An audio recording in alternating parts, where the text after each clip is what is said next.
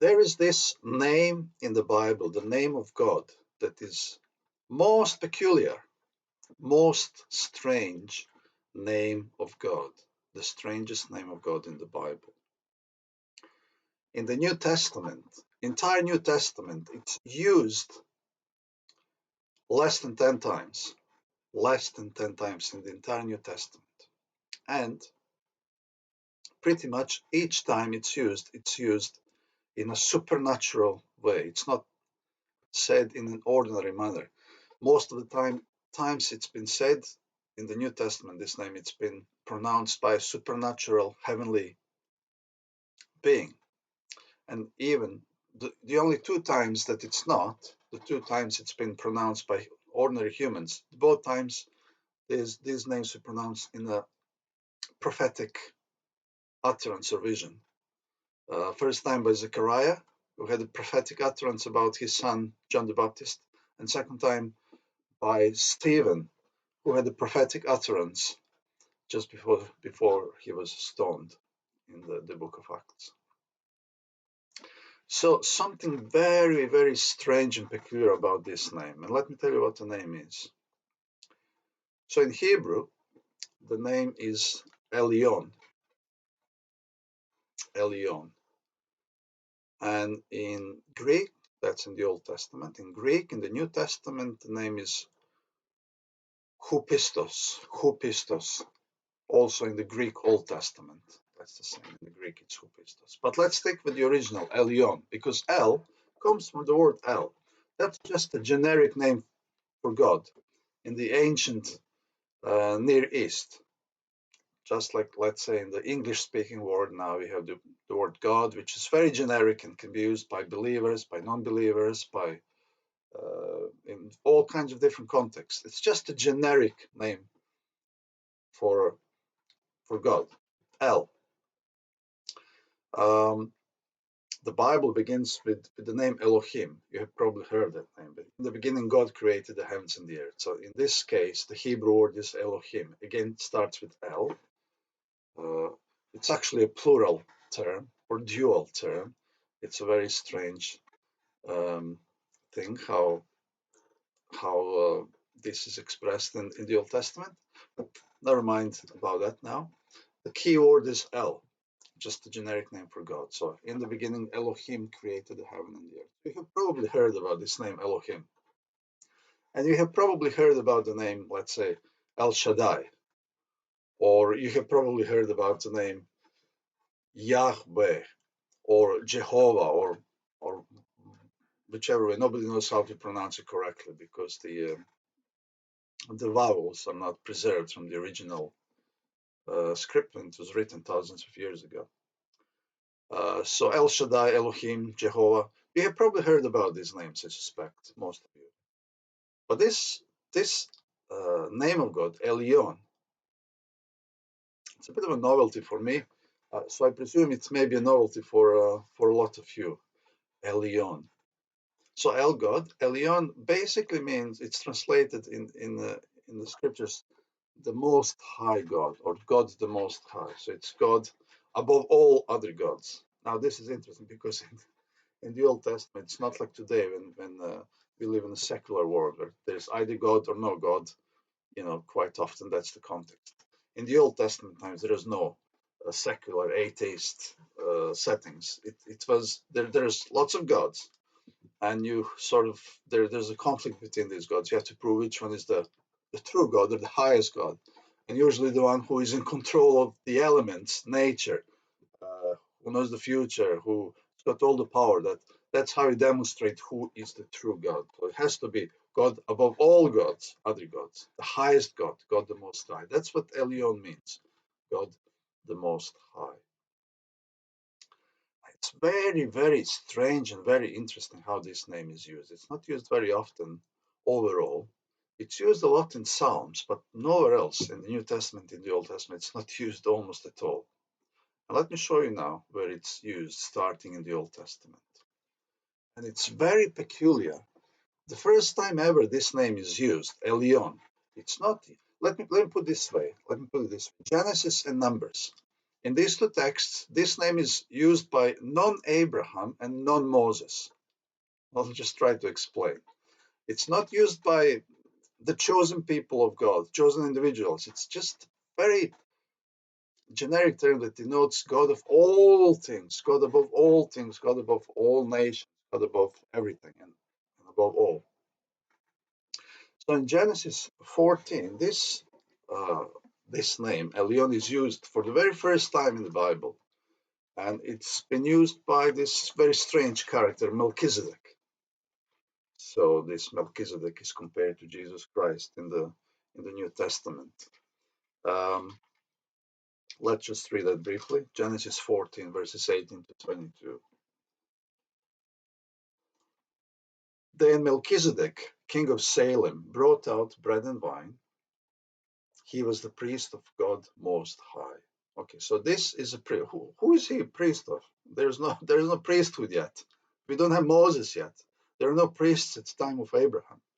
And now he speaks to Abraham. There are no priests. So who is he priest of? He's the priest of God Most High. He's the priest of Elyon. There is no Moses yet. There is no priesthood. But this God, God above all other gods, he's got a priest in the world. And it's not Abraham. It's Melchizedek. He was the priest of Elyon, God the Most High. And he blessed him and said, Blessed be Abram of God Most High. And this priest of Elyon says, Blessed be Abraham, who is of Elyon also. Blessed be Abram of God Most High, possessor of heaven and earth. And blessed be God Most High, who has delivered your enemies into your hands. Now, this is very interesting. So, this very, very strange character, Melchizedek, nobody knows who he is. As the New Testament, the book of Hebrews points out, nobody knows who he is, where he came from. But he is something to do with Jesus Christ, one way or another. Um, and In verse 22, Abraham actually uses this term Elyon, but I think he's just repeating what Melchizedek is saying. When the king of Sodom tells him, Let me give you some money. And Abraham says, verse 22, But Abraham said to the king of Sodom, I have raised my hand to the Lord God Most High, Elyon, the possessor of heaven and earth, and so forth. So I think basically Abraham is just repeating what Melchizedek said a couple of times in his interaction with him. So this is the very first time the name of God Elyon is used, and it's not used by the people of God, by an individual of God, by Abraham. It's used by an unknown person who is not a part, clearly, he's not a part of the, let's say, established system, organized system of religion of God. Not part of it at all. He's individual out there somewhere mysteriously. So this is it, Melchizedek. He's the one who uses this term Elyon, God the Most High, God above all other gods, which I suppose the meaning would be he is the true God. Well, he specifies what does that mean? He is the possessor of heaven and earth, or the creator of the heaven and earth. So it's the creator God. That's the one who is in uh, the God above all gods, the one who created everything, who possesses everything. Everything belongs to him. Next time, again, strangely, this name is used for the second time only in the Bible. I have to go all the way to the book of Numbers, chapter 24. And again, this name is not used by Moses here, like in Genesis 14, Abraham and Melchizedek. It's used by Melchizedek. And here we have Moses and somebody else called Balaam. And he's the one who uses this term Elyon. So this was a name that was used, it was around there before Moses, before Abraham. People knew their God, the true God, the God above all gods. They just called him this name, Elyon, God above all gods, or God the Most High. So Balaam, now, interestingly, he speaks he's uttering prophetic words here, almost like a vision, prophetic vision, and he uses this term. So Numbers 24, 16 and 17. This is Balaam, who was a prophet. Again, he was not a prophet in in the land of Israel, Israelites. No, no, no. He was a prophet of God, Elyon, but he was out there somewhere mysteriously doing something mysterious, very strange. So yeah, I suppose I should mention it this time. Don't be surprised if God has His people outside of your own framework of what what God's people are, who the people of God are. Don't be surprised if God has got His people and His priests, or so to say, His representatives elsewhere in other people groups. That's the whole point of this name, Elyon, and you will see that in the next text in Deuteronomy. So Balaam's prophecy, Numbers 24:16 to 17.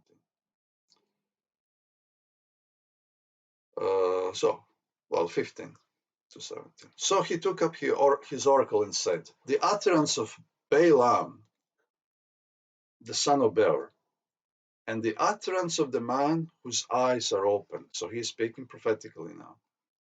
The utterance of him who hears the words of God and has the knowledge of the Most High, the knowledge of Elyon, the Most High God, God above all gods, who sees the vision of the Almighty. So he's speaking in the prophetic utterance, prophetic vision, who falls down with eyes wide open.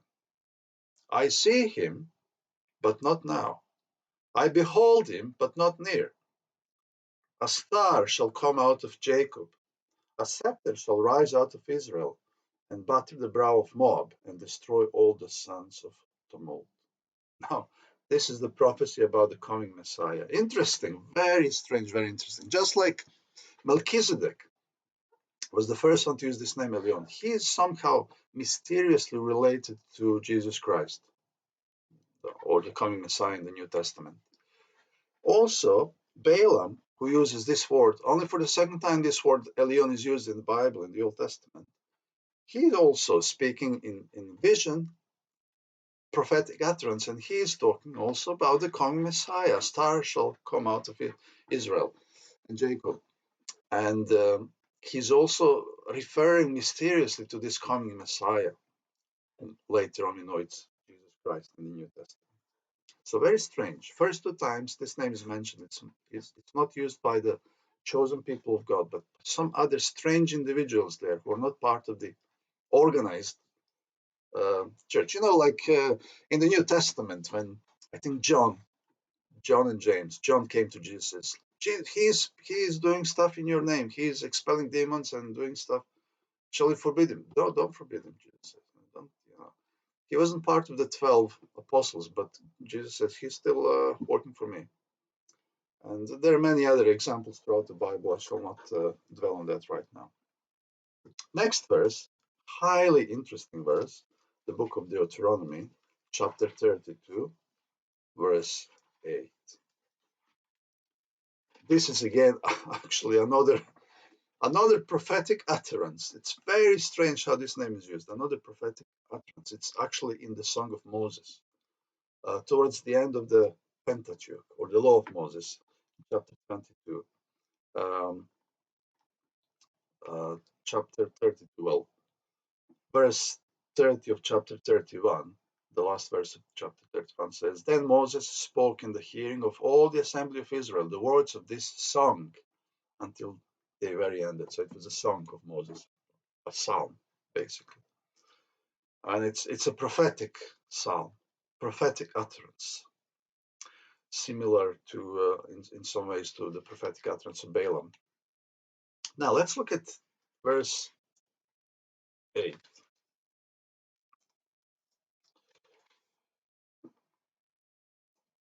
When the Most High divided their inheritance to the nations, when the Most High, when the Elyon divided their inheritance to the nations, when he separated the sons of Adam. Now, what he's talking about? He's talking about the event that took place before Abraham, before Moses. It was the event just after the Tower of Babel, when God separated nations and gave each nation their inheritance on earth. He set the boundaries of the peoples according to the number of the children of Israel. Now, in some other translations, you will see according to the number of the sons of God. Some translations have The sons of God, some translations have the children of Israel. Some very interesting things going on there, but I shall not dwell on that right now.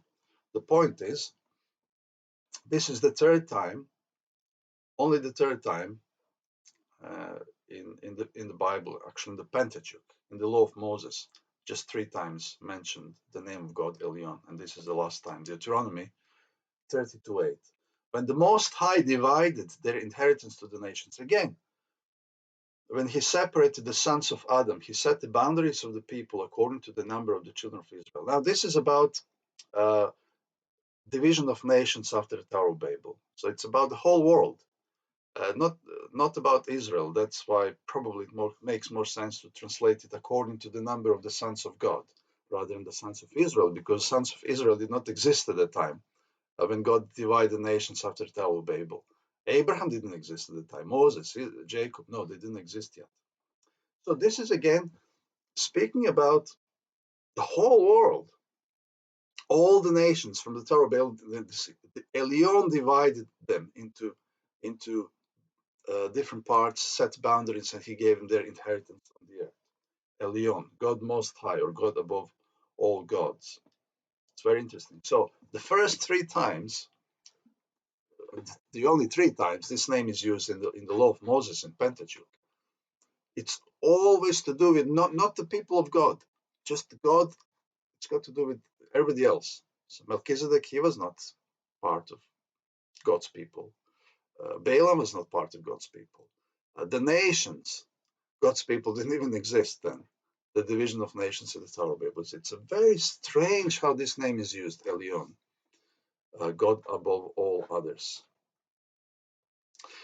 So the next time you have this name used is in 2 Samuel 22:14. That's it. And this is basically Psalm 18.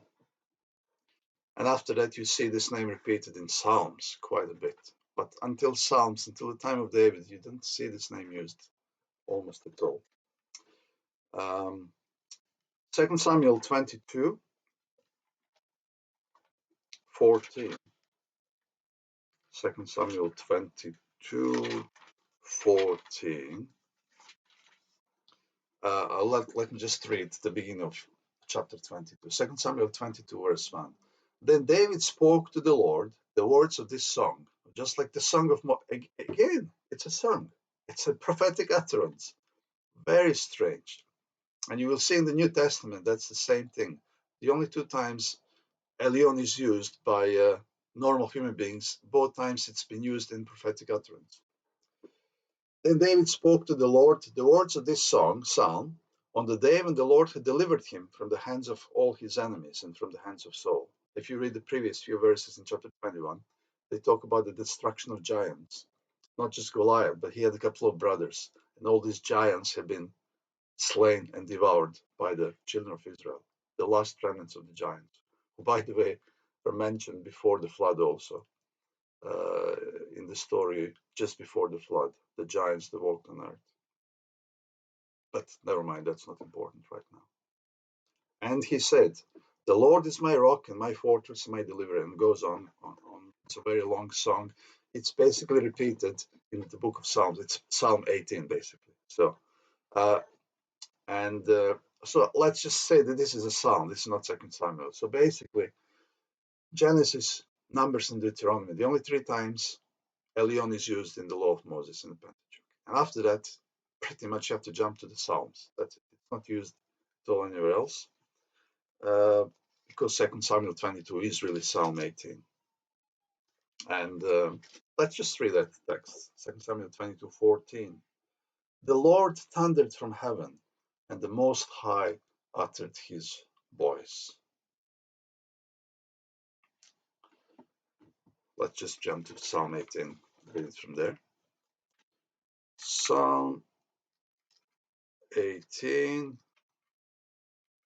This is a very interesting prophetic utterance because here David has the vision of God, very similar to what Ezekiel sees in visions, God sitting on the cherubim, and Isaiah had a similar vision. So David was the first one to see these visions, actually, but it's not, he doesn't go into that much visual graphic vivid detail like Ezekiel or Isaiah. See what it says. Second Samuel, sorry, Psalm 18. Let's find where it is. Um, Psalm 18. Let's start with uh, verse 8. Smoke went up from his nostrils and devouring fire from his mouth. Just think about the vision of Ezekiel and God on his throne on the cherubim. Coals, that was mentioned there too. Coals were kindled by it. He bowed the heavens also and came down with darkness under his feet. And he rode upon the cherub.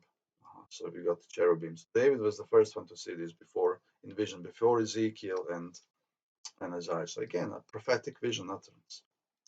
He flew upon the wings of the wind. He made darkness his secret place. His canopy around him was dark waters and thick cloud of the skies.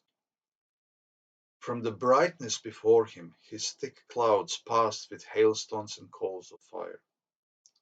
The Lord thundered from heaven, and the Most High, Elyon, uttered his voice. Hailstones and coals of fire. Again, prophetic utterance. Elyon uttered his voice, God the Most High. So in the book of Psalms, now when you come to the book of Psalms, this name, Elyon, name of God, is used 22 times. It's used a lot in Psalms. Like, for instance, the name El Shaddai, name for God, is used similarly in a similar manner in the book of Job. If you look at it, the book of Job is full of it. There are like 30, 40 times it's used if you look at the statistics. Elsewhere in the Bible, not so much. The book of Job is full of that name. But that's a topic for a different time. Now, the next time this name is used is in the prophet Isaiah. And this is a very, very interesting prophecy, which is traditionally understood as the origin of Satan, or the story of Lucifer, origin of sin. Isaiah chapter 14, verse 14. You have to go all the way to Isaiah to find this name Elyon next time in the Old Testament. Isaiah 14,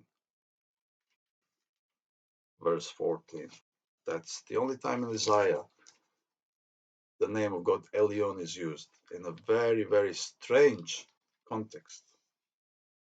Subheading in some Bibles, it's called the fall of Lucifer. Let's read from verse 12, 14, 12 to 14. How you are fallen from heaven, O Lucifer, the day star, literally, son of the morning. How you are cut down to the ground, you who weakened the nations. How interesting. You who weakened the nations. You know, the last verse we read, the one in Deuteronomy, when God divided the nations. Now, when God created the earth and he set Adam, or humankind, Adam and Eve, to rule over all the earth, then something went wrong. And only when Jesus came and he was tempted in the desert. Now, this person, Lucifer, the devil, Satan, he claims that all the kingdoms of the earth have been given to him. And Jesus does not deny it. In the Gospels, Jesus calls him the prince of this world. Yes, it is his world. It belongs to him. Illegally, but that is so. So, you who weakened the nations. Interesting. This rings a bell of that division of nations after the Tower of Babel. Because there's no nations before them, just humankind. For you have said in your heart, I will ascend into heaven. I will exalt my throne above the stars of God. I will also sit on the mount of the congregation, on the farthest side of the north. I will ascend above the heights of the clouds. I will be like the Most High. I will be like the Elyon, the Most High God, or God above all gods. Now think about this. Lucifer and his hosts, when they look at us, it's like us looking at ants and insects. We think of ourselves a bit higher, a bit more advanced than they are. So in some sense, these heavenly supernatural beings consider themselves gods compared to us humans. And they think they can do whatever they want with this planet. And it seems to be the case most of the time, unfortunately. Weakening the nations, yes? Causing mess on this planet Earth. I will be like the Most High, he said. So they sort of, you have that throughout the Old Testament. The phrase the sons of God, for instance, gathered together in the book of Job, and Satan came and said something. So it's this phrase refers there to these supernatural heavenly beings. And they sort of fancy themselves God because they're gods of this world, because they're higher than us. But now Lucifer, or whatever his name was, now becoming Satan or the devil, he now says, I will become like this Elyon, whom Melchizedek called the creator and the possessor of the heaven and the earth. I will now become the creator. How can you become a creator? You cannot, if you're created, you cannot be a creator. I will become the creator. I'll become the possessor of the heaven and the earth. I will be just like the Most High. Wow, what a phrase that is. I will be like Elyon. This is incredible. Incredible statement, incredible ambition. What's going on here? I will be like the creator.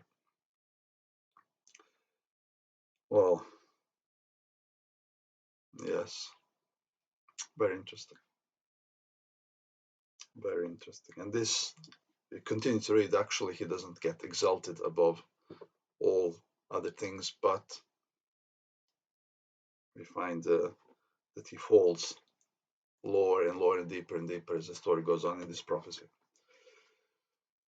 Next time, the only last time, uh, the name Elyon is mentioned in the Old Testament is by Jeremiah, not in the book of prophet Jeremiah, but in Jeremiah's Lamentations, chapter 3.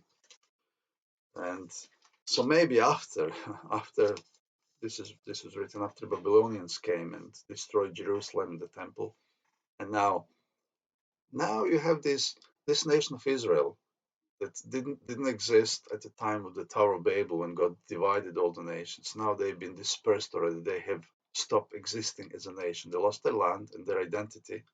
We read about it in the book of Daniel. Their clothing, their food, their names, everything has changed. They lost everything. And now they've gone back and dispersed into these nations which God has divided, and which Lucifer has been weakening. So they're gone back to not square one, they go back to prenatal stage, the nation of Israel.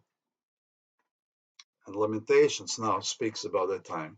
Jeremiah reflects upon the destruction or the breaking of the covenant, the dissolution of the marriage, the divorce between God and his beloved wife, the nation of Israel. And this is where we are. It's just after the book of Jeremiah, Jeremiah's Lamentations, chapter 3, verses 35 and 38. Lamentations 3, nearly there, verse 35.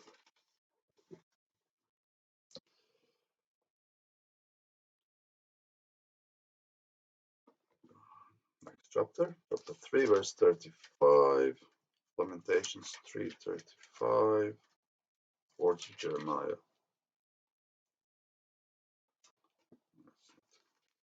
Find it in my pages. Trying to separate the pages. I'm going to use it here quite a lot. 3:35. To turn aside the justice due a man before the face of the Most High, Elyon. So here Jeremiah is describing the sins of God's people. Or subvert a man in his cause, the Lord does not approve. So all the things the Lord did not approve of, all the things that were happening in the nation of Israel in the previous centuries. Before the face of the Most High, that's Elyon. Now the key verse here is 38 actually.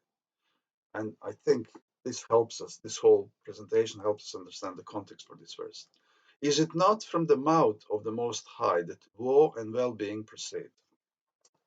Lament 338. Is it not from the mouth of Elyon, that woe and well-being proceed? Literally in Hebrew, good and evil. Some people have questions. How can evil come from God? You know, is he evil God or that? This text, many people ponder upon this text and wonder what does it mean. It doesn't actually say that evil comes from God. It says that from the mouth of Him. Is it not from the mouth of the Most High that woe and well-being proceed? So I suppose it can mean He can command it, but also it means He can say a prophetic utterance. This will happen, and He can see it happening. So whatever the Lord says, it will happen. I suppose in the context of the Old Testament, this just shows that He is the true God. He is the God in charge. He's the one who controls everything. Because if you can't do that in the Old Testament times, you're not a true God. All the other gods are more powerful than you. Egyptian, Philistine, Babylonian gods. If you can't control them, you're not the Most High God. You cannot be Elyon. So Elyon has to be in control of all the other gods and everything else. But this is just in context of the destruction of Jerusalem, destruction of the covenant between God and His people. Read it in that context. And God has been prophesying this since the time of Moses. Actually, in the last video, I mentioned this. The most terrifying prophecy in the Bible. This is what Moses was prophesying that will happen to them from the very beginning of the story of the Bible and Moses, and this took place. So this gives you the context. But here again, we have the word Elyon, God of all nations. Now he mentions, because now Jeremiah has been dragged to Egypt. God's people have been dragged to Babylon. The land of Israel is gone. They're just part of all these other nations now that God has divided, and that Satan has been weakening and messing about with all this time. So this is the Old Testament. Let's jump now into the New Testament. And again, very, very peculiar. So in the New Testament, or in the Greek version of the Old Testament, if you read it in the Old Testament, Elyon is called Hupistos in Septuagint, Greek version of the Old Testament. And in the New Testament, this name is used uh, in the same way. Uh, let's just read the last one first, and we'll just get rid of that one, because that's just a quote. Hebrews 7:1 is just a quote, actually quoting the first verse we read, quoting the very start of Melchizedek. Interesting. There's some parallelism there, perhaps. Hebrews 7:1. Hebrews 7:1. For this Melchizedek, king of Salem, priest of the Most High God, who met Abraham returning from the slaughter of the kings, and so forth and so forth. So, the Most High God, Hupistos, or Elyon in Hebrew. Basically, this is just quoting. For this Melchizedek, king of Salem, priest of the Most High. So the writer of the book of Hebrew, he is not saying God the Most High, Elyon. No, he's just quoting that. So he's not actually using it himself intentionally. He's just quoting that text that you read. So let's just forget about that. And the rest of it that we have, 1, 2, 3, 4, 5, 6, 7, 8. Okay, only 8 verses where you have in the New Testament, we have the word, the name of God, Elyon, who Pistos used. Only 2 times it's used by human beings, normal human beings. Luke 1 and Luke in Act 7. But even then, it's used in a supernatural context. Every other time, this name is used by not ordinary humans. So let's have a look at first one. Mark 5:7. Mark 5:7. Nearly there. Mark 5:7.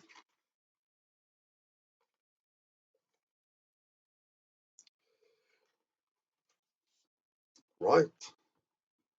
A demon-possessed man healed. That is the subheading. Let me read verse 6 and 7. When he saw Jesus from afar, he ran and worshipped him.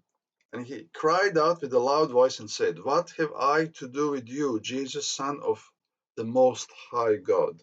Elyon, son of Elyon. "What have I to do with you, son of Elyon? I implore you by God that you do not torment me." Now, this is not the man speaking. This is a demon-possessed man. So in this case, this title, Elyon, is used by a demon, unclean spirit. He says, I know who you are. You're the son of Elyon. Don't torment me. You know, that's it. And then Jesus says in verse 8, for he said to him, "Come out of the man, unclean spirit." Then he asked him, "What is your name?" And he answered, saying, "My name is Legion, for we are many." So not just one demon. All these demons use the word Elyon, which means God above all other gods, or God the Most High. So this time, it's not human speaking, it's the unclean spirit speaking. Next verse, Luke 132. Luke 132. Okay. Right. Subheading, Christ's birth announced to Mary. 132. Luke 132. 31 and 32. And behold, you will conceive in your womb and bring forth a son, and you shall call his name Jesus. He will be great and will be called the Son of the Highest. Actually, Son of the Most High should say this because it's Pistos or Elyon. And the Lord God will give him the throne of his father David. So just what the demon said previously, well, in Mark, I know who you are. You are the son of the Elyon. And this is where we read a very similar statement. I think this is Angel Gabriel coming to Mary. And he says, he'll be great, Jesus, and he'll be called the Son of the Most High, Son of the High, Son of Elyon. Again, the second time this name is used, it's used by an angel, Gabriel, supernatural human being. Next verse, 35. And the angel answered and said to her, "The Holy Spirit will come upon you, and the power of the highest, power of Elyon, will overshadow you." Again, angel speaking. Now, Luke 176. Now, the subheading here is Zechariah's prophecies. Zechariah's prophesying about his son John the Baptist. So again, like Balaam and like David in Psalm 18, this is actually prophetic utterance. So even this, even though it's said by a human being, it's a supernatural utterance. Luke 176, "And your child will be called the prophet of the highest, the prophet of the Most High, the prophet of Pistos, the prophet of Elyon. For you will go before the face of the Lord to prepare his ways." All these very, very significant verses. But very strange the way this name is used in the Bible, Elyon. Let's just jump now to Luke 6:35. Luke 6:35.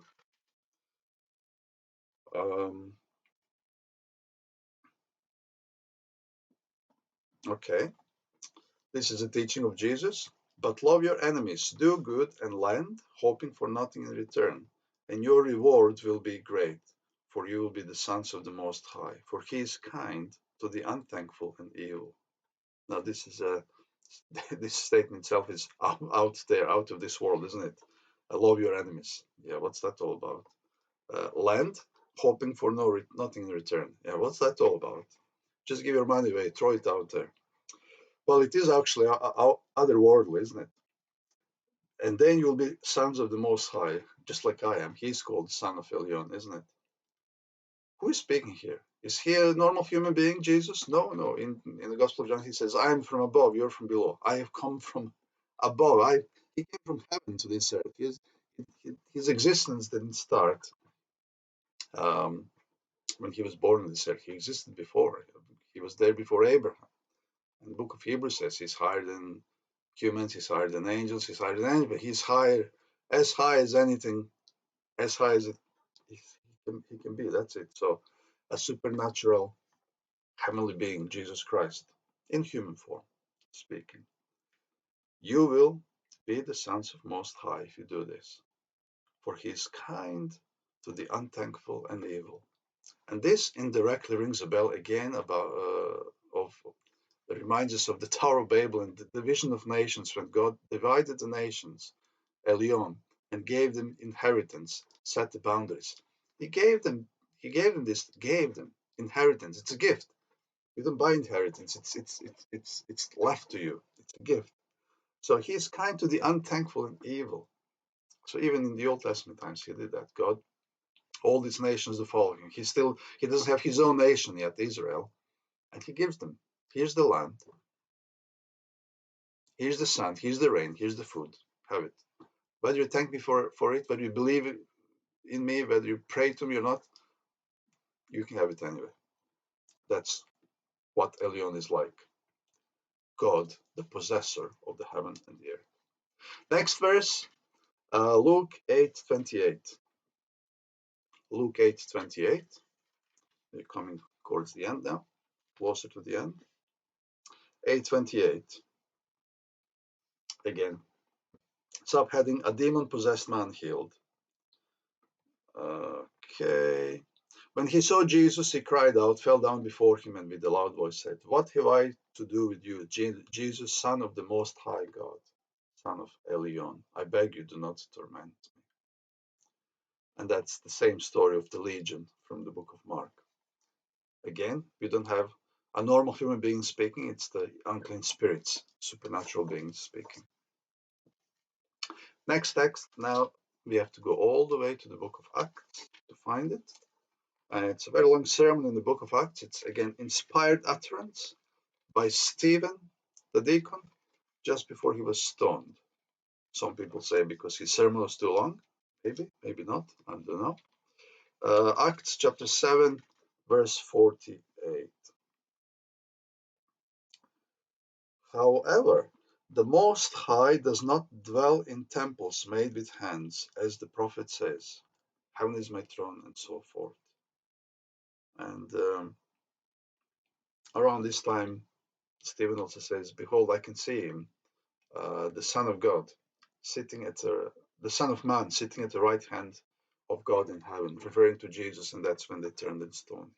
So this is only the second time, like Zechariah, normal human being, Stephen, normal human being, using this term only twice in the New Testament by normal human beings, and both times with Zechariah and Stephen, it's used still in a supernatural manner, is they see the prophetic vision and speak prophetic utterance.